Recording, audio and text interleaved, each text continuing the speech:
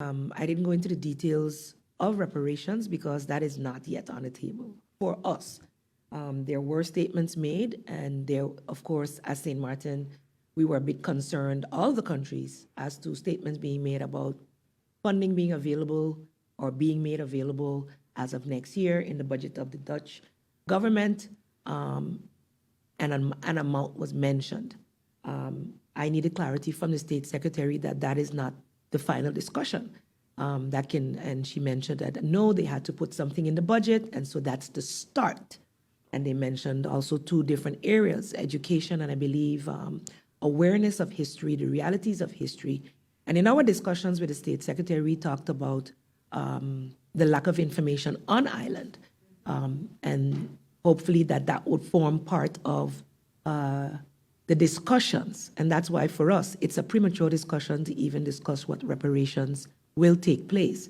The CARICOM 10-point breakdown of what should be taken into consideration includes the social and economic impact on the people.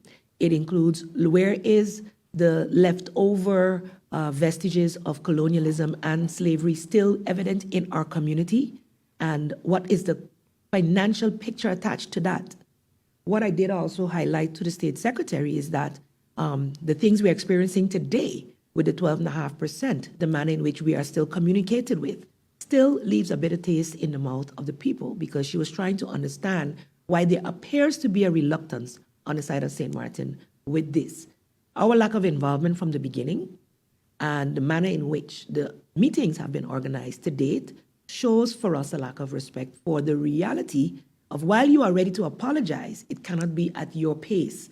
You must incorporate the people, and these ad hoc meetings to say, what is St. Maarten's take on this or that is for me not the manner in which it should go. However, I'm not going to have St. Maarten be, or it continue to be said that St. Maarten is not participating. So therefore, we are having persons that participate, but that does not constitute St. Maarten's take on the matter. It is a start. We are willing to sit at the table, but go through those 10 points. She did mention that they can see themselves in the majority of the 10 points, but of course, we would then have to discuss where our opinions or whatever differ. And so that has to be a discussion, a negotiation, whereby St. Maarten knows what we want. We are not there yet. We know where we are. We know what we're facing daily and weekly and monthly with CFT, with 12.5% and other conditions. And how does that line up with the apology is what we would like to know as well. So the reparation discussion is one that would come for us when we have properly assessed the damage.